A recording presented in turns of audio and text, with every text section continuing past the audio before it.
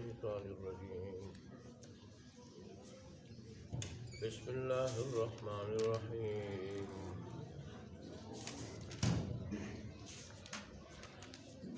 لقد تاب الله على النبي والمهاجرين والأنصار الذين اتبعوه في ساعة العسرة من بعد ما كاد يزيغ قلوب فريق منهم ثم تاب عليهم إنه بهم رؤوف رحيم وعلى الثلاثة الذين خلفوا حتى إذا ضاقت عليهم الأرض بما رحبت وضاقت عليهم أنفسهم وظنوا أن لا ملجأ من الله إلا إليه ثم تاب عليهم ليتوبوا إن الله هو التواب الرحيم صدق الله مولانا العظيم وصدق رسوله النبي الأمي الكريم ونحن على ذلك لمن الشاهدين والشاكرين والحمد لله رب العالمين.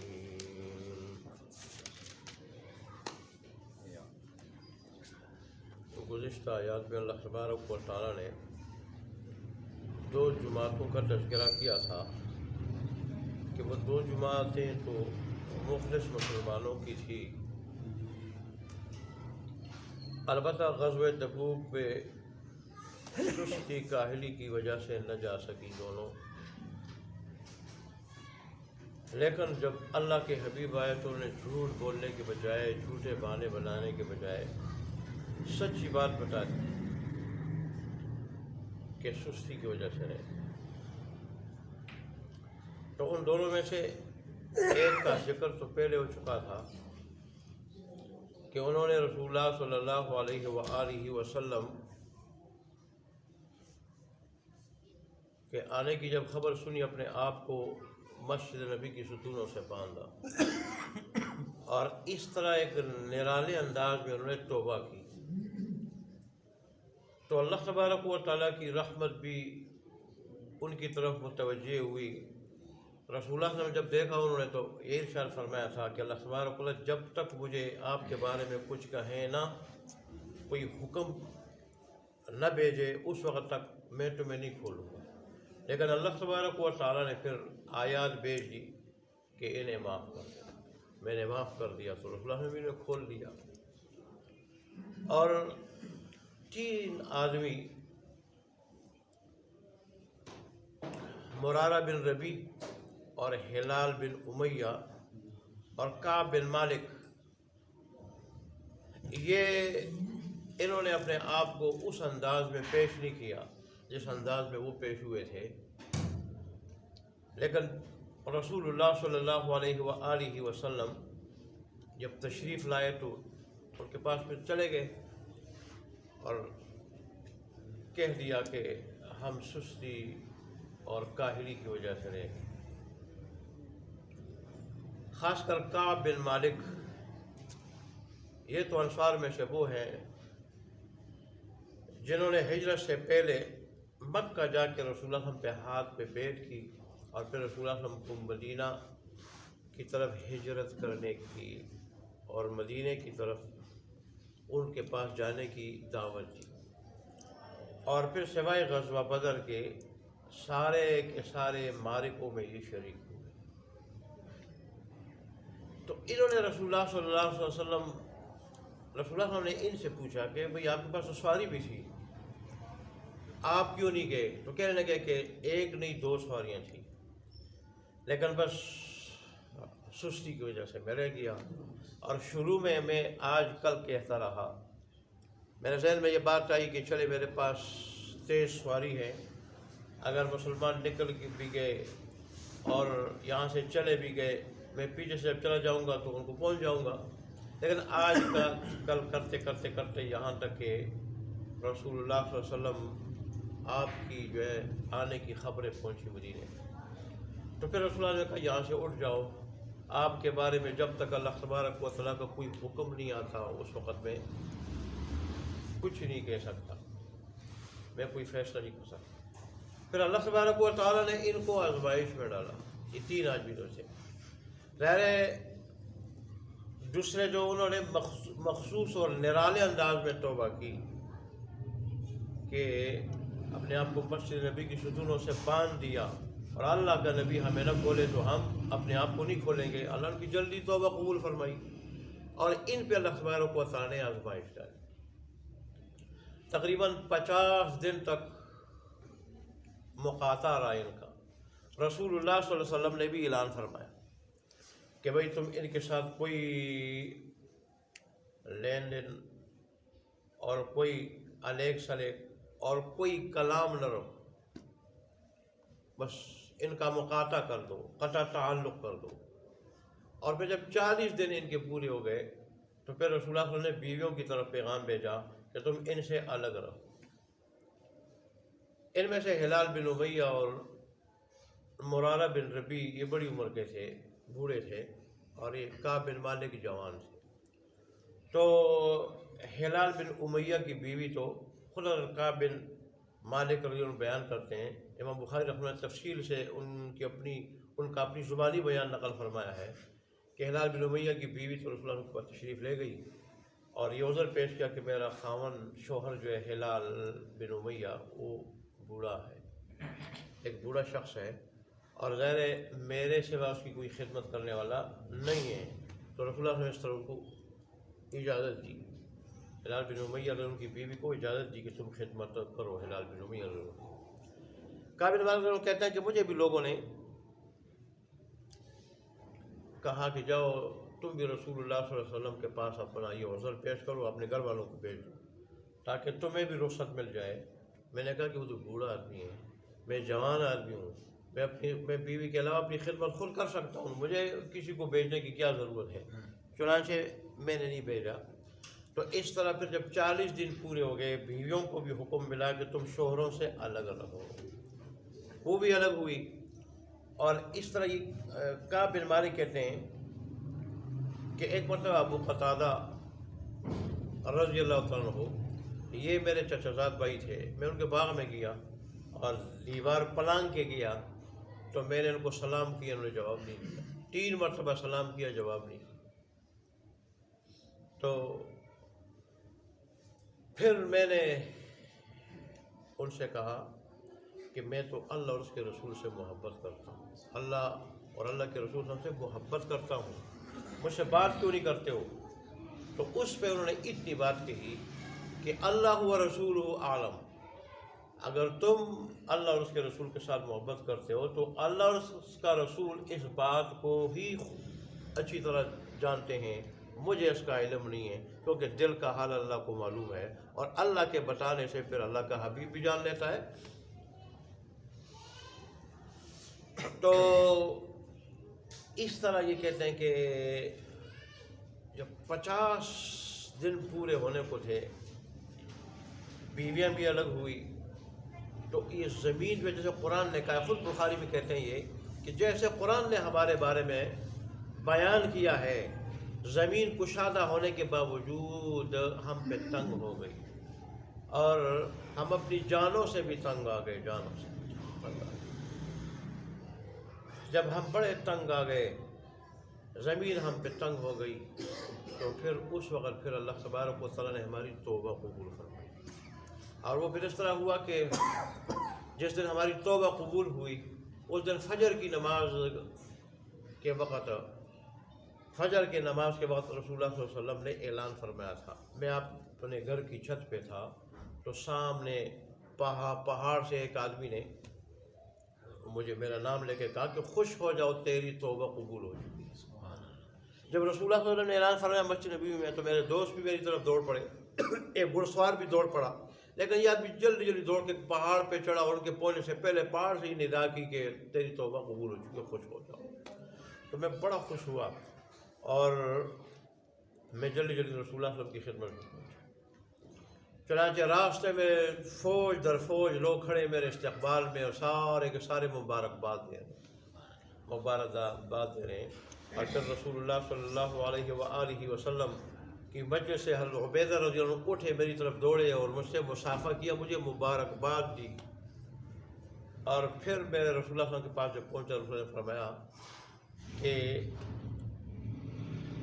آج کا دن تو آپ کے اوپر اس قدر خوشی کا دن ہوگا کہ ایسی خوشی کا دن، ایسا خوشی کا دن آپ نے کبھی نہیں دیکھا ہوگا سوائے آپ کے مسلمان ہونے کے، جس دن آپ مسلمان ہوئے تھے۔ میں نے کہا واقعی اللہ تبارک و تعالیٰ کے پیارے حبیب، آج کے دن مجھے جو خوشی ہے ایسی خوشی مجھے کبھی بھی نہیں ہوئی۔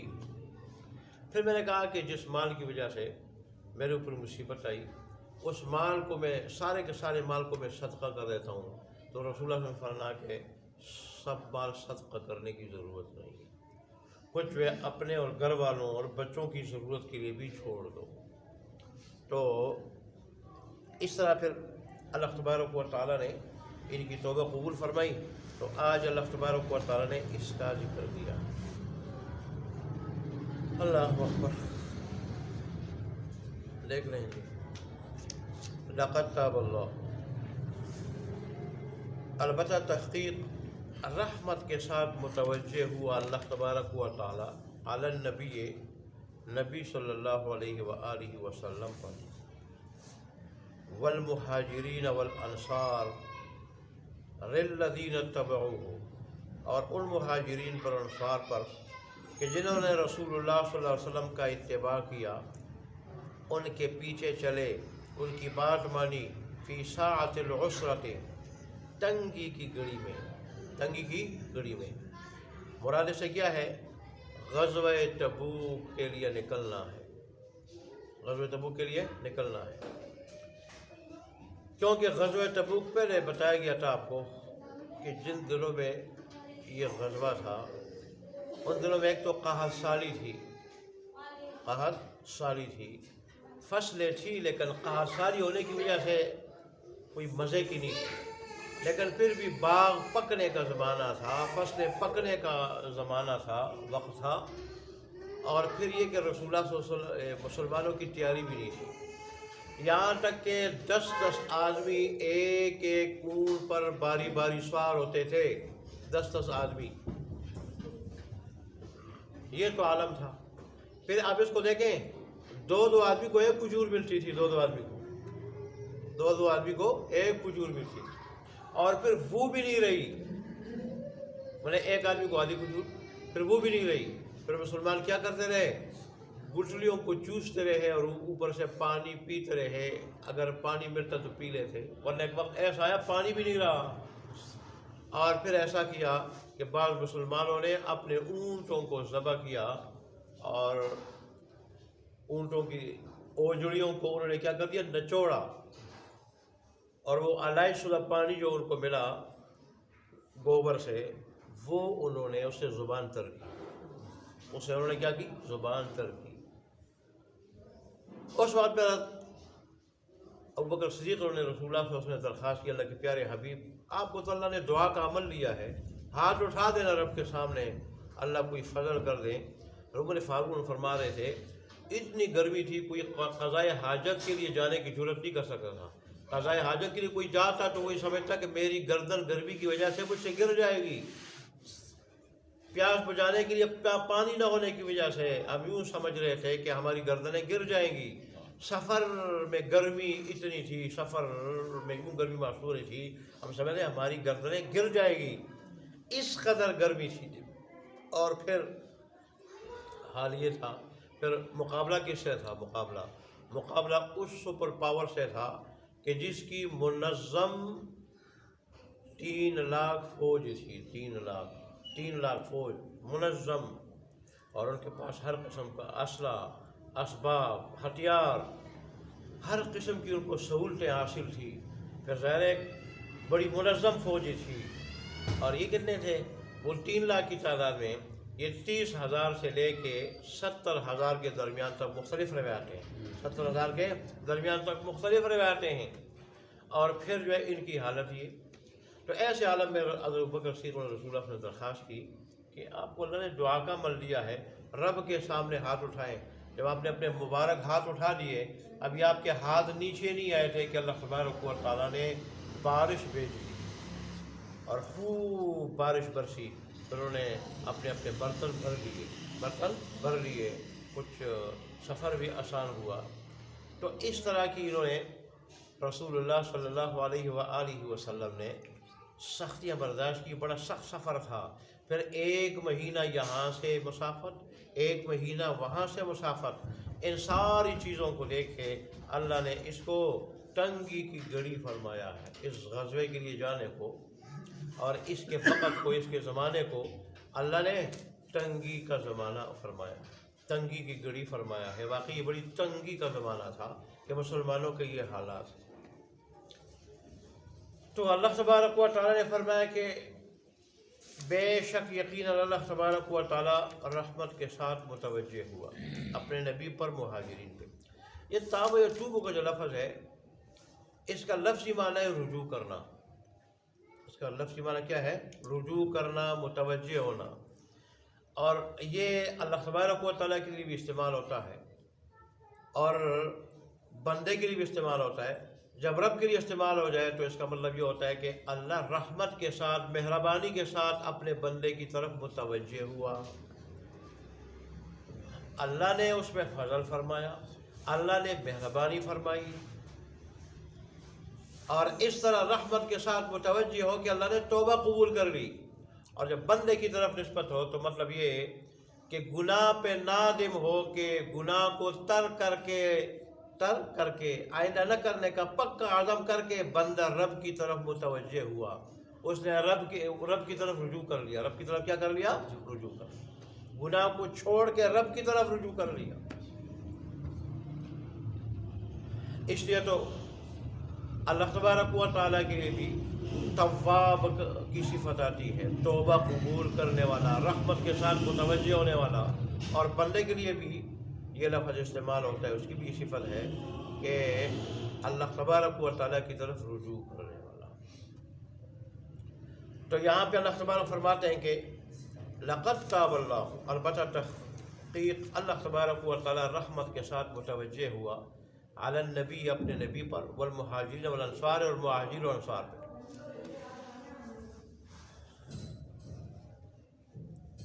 رسول اللہ صلی اللہ علیہ وآلہ وسلم نے ظاہر منافقوں کو جو رخصت دی تھی، اس پہ اللہ تبارک و تعالیٰ کی طرف سے تنبیہ آئی تھی، سابقہ آیات میں گزر چکا ہے اس کا ذکر، کہ آپ نے منافقین کو رخصت نہیں دینی تھی۔ انہوں نے ہرگز غزوہ تبوک پہ نہیں جانا تھا۔ آپ رخصت نہ دیتے، یہ نہ جاتے تو ان کا نفاق کھل جاتا۔ آپ نے جب رخصت دے دی، ان کو بہانہ مل گیا۔ تو یہ ایک معمولی لغزش آپ کہہ سکتے ہیں، تو اسی کی طرف اشارہ کر رہے ہیں کہ اللہ تبارک و تعالی اپنے نبی پہ متوجہ ہو کے اپنے نبی کی یہ لغزش بھی معاف کر دی اللہ تعالیٰ۔ اور ظاہر ہے مہاجرین اور انصار اگرچہ اونچے لوگ تھے، لیکن انسان ہونے کے ناطے کوتاہی ہر ایک سے ہو سکتی ہے۔ کوتاہی تو مطلب یہ ہے کہ ان کی کوتاہیاں بھی اللہ تبارک و تعالیٰ نے کیا کر دی؟ معاف کر دی۔ وہ لوگ کہ جو رسول اللہ صلی اللہ علیہ وآلہ وسلم کی پیروی کی، انہوں نے تنگی کی گھڑی میں، تنگی کے زمانے میں، من بعد ما کاد یزیغ قلوب فریق منہم، بعد اس کا کہ قریب تھا کہ ٹھیڑے ہو جاتے ان میں سے ایک گروہ کے دل،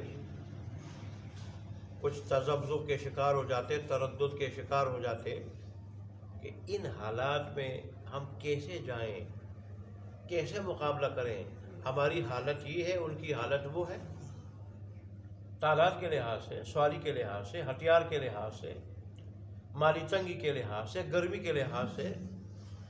تو یہ بعضوں کے دل میں یہ تردد پیدا ہوا تھا، لیکن پھر کیا ہوا؟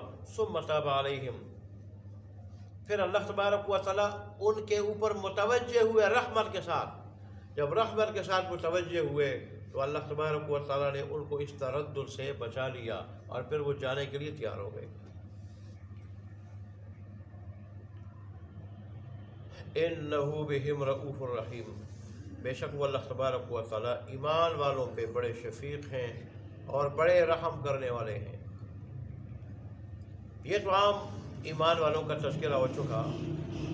اب دو جماعتوں میں سے دوسری جماعت جس کا پہلے ذکر اجمالی ہو چکا تھا، اجمالی کہ اللہ تو ان لوگوں پہ متوجہ ہوا رحمت کے ساتھ، اللہ نے ان کی توبہ قبول کر لی جنہوں نے اپنے آپ کو محض نبی کے ستونوں سے باندھ دیا تھا، اللہ نے ان کو معاف کر دیا، میرے حبیب آپ بھی معاف کر دے، تو رسول اللہ نے ان کو کھول دیا تھا۔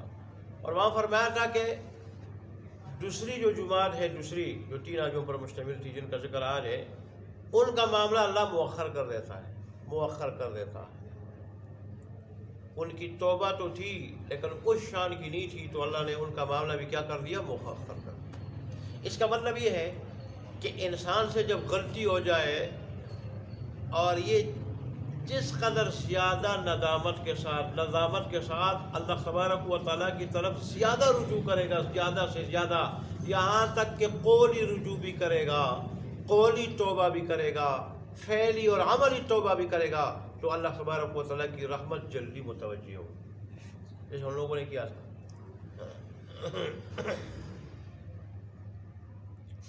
اس لیے بندے سے اگر غلطی ہو جائے تو اسے چاہیے کہ اس پہ نادم ہو کے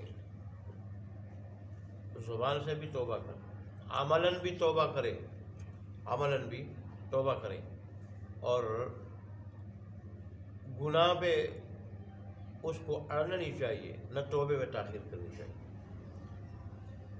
تو بہرحال آج ان 3 کا جو پہلے اجمالی ذکر ہو چکا، ان کا آج جو ہے نا صراحت کے ساتھ کچھ تفصیلی ذکر ہے۔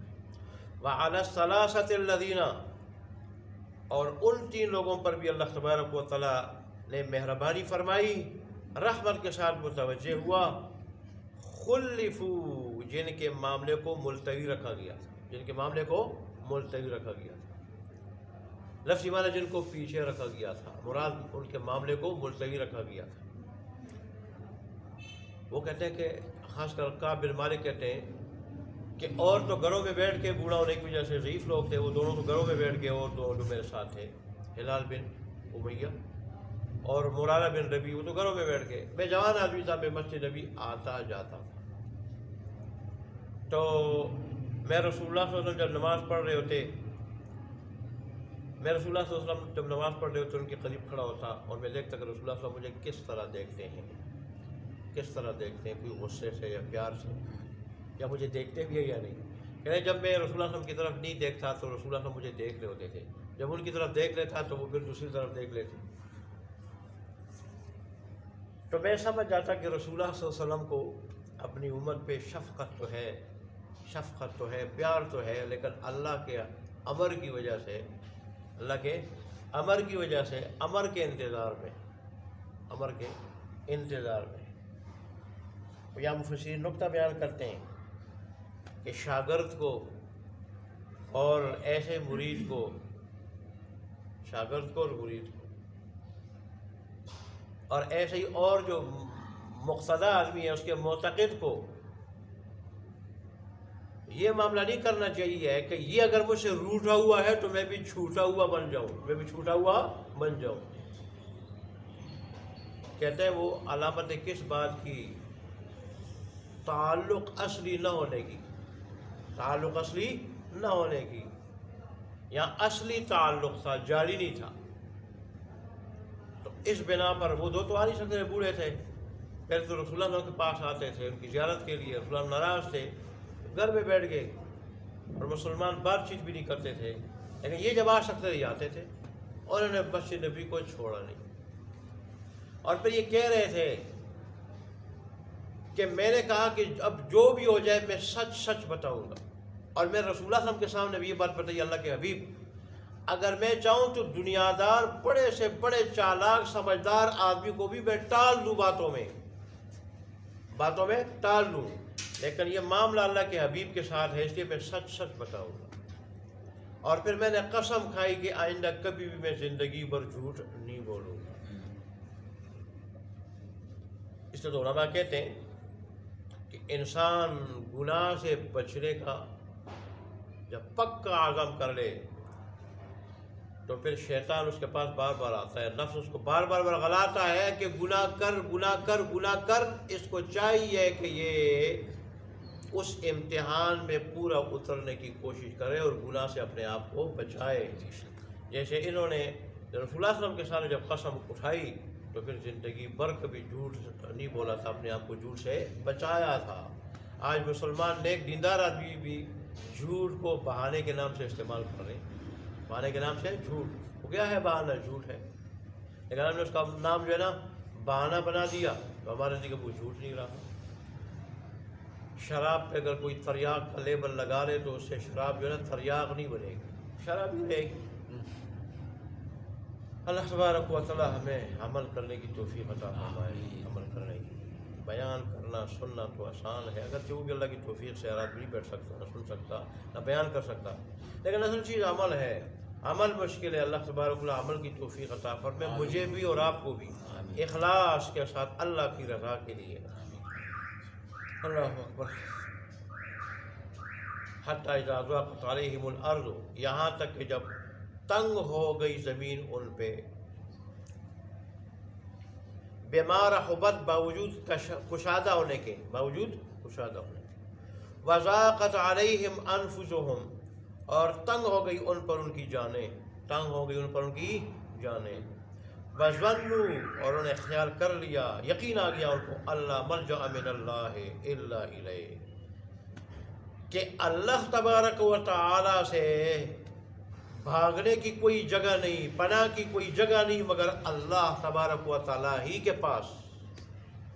اللہ کے عذاب سے بچنے کے لیے ہمیں اللہ کے پاس جائیں گے تو اللہ بچائے گا، کسی اور کے پاس جائیں گے تو کوئی بچا نہیں سکے گا۔ یہ ان کے پاس، کعب بن مالک کے پاس مشہور آدمی ہوں گے مدینے کے، تو غیر صحابی تو تھے جلیل قدر، میں دنیاوی تعلقات کے اعتبار سے بات کر رہا ہوں، ممکن ہے زمینوں والے ہوں، سردار ہوں۔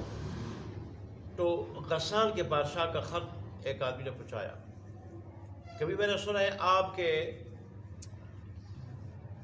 جو آقا ہے انہوں نے تمہیں چھوڑ دیا ہے، تمہیں چھوڑ دیا ہے، تو تم اتنے گرے پڑے آدمی تو نہیں ہو، میرے پاس آ جاؤ، میں تمہاری قدر کروں، تمہاری قدر کروں۔ تو جب خط ان کے پاس پہنچا تو انہوں نے کہا یہ تو دوسری آزمائش ہے رب کی طرف سے، دوسری آزمائش ہے، ایک میں مبتلا ہوں، دوسری آئی۔ انہوں نے فوراً اس خط کو جلتے ہوئے تندور میں جھونک دیا اور کہا کہ اللہ اور اس کے رسول کی پناہ کے سوا ہمیں کسی اور کی پناہ نہیں چاہیے۔ اس لیے تو علماء نے یہاں بھی نقطہ بیان کیا ہے کہ آزمائشوں پہ اگر آزمائشیں آ جائیں تو انسان کو برداشت کرنی چاہیے، آزمائشوں کو برداشت کرنی چاہیے۔ ہمارے اوپر ایک دو آزمائشیں آ جائیں پھر رب سے گلے شکوے شروع کر دیتے ہیں، گلے شکوے۔ یہ قرآن ہمیں مختلف تعلیمات دے رہا ہے، مختلف اسباق دے رہا ہے، آزمائشوں پہ آزمائشیں آ جائیں تو برداشت کرنی چاہیے۔ اے اللہ، ہتھیار نہیں ڈالنے چاہیے مومن کو۔ اللہ والوں سے جب کوئی دنیا میں کہتا کہ آرام کر لو، تقریر پہ تقریر ہے، وعظ پہ وعظ ہے، اور مختلف جگہوں پہ لوگوں کی اصلاح کے لیے سفر ہے، تو وہ کہتے ہیں کہ آرام ایک ساتھ کریں گے آنکھ بند ہونے کے بعد، آنکھ بند ہونے کے بعد۔ یہ دنیا آرام کی جگہ نہیں، کمائی کی جگہ ہے۔ دنیا اللہ کو راضی کرنے کی جگہ ہے، یہ آرام کی جگہ نہیں ہے۔ یہی بات تو پیر عزیز الرحمن صاحب نے کہی تھی رحمۃ اللہ علیہ نے، کسی نے کہا آرام کر لو، بڑے سب تھکے ہوئے تھے رمضان میں، جب اس سے پہلے مسلسل اسفار کر رہے تھے، تو کہا کہ آرام ادھر جا کے کریں، یہ جگہ کمائی کی ہے، یہ آرام کی جگہ نہیں ہے۔ قرآن بھی یہی کہتا ہے آرام کی جگہ نہیں، کمائی کی جگہ ہے۔ حدیث بھی یہی کہتی ہے آرام کی جگہ نہیں، کمائی کی جگہ ہے۔ ہم نے اس کو آرام کی جگہ سمجھ لیا۔ کافر بھی اس کو آرام کی جگہ سمجھتے تھے، حلال حرام کو نہیں دیکھتے تھے کہ کس طریقے سے ہم یہ حاصل کر رہے ہیں۔ وہ بھی محلات بنا کے اور اس میں مختلف جو ہے وہ مل کے بستر جو ہے وہ بچھا کے، قالینیں بچھا کے اس پہ کیا کرتے تھے، آرام کرتے تھے، عیش و عشرت کرتے تھے کھانے پینے میں، اور ایسے ہی اپنی جنسی خواہشات پوری کرنے میں، تو وہ اس کو آرام کی جگہ سمجھتے تھے۔ لیکن اللہ کے انبیاء کی تو یہی تعلیمات رہی کہ دنیا آرام کی جگہ نہیں ہے۔ یہ تیاری کی جگہ ہے، تیاری کی جگہ ہے۔ اللہ تبارک و تعالیٰ ہمیں تیاری کی توفیق عطا فرمائے۔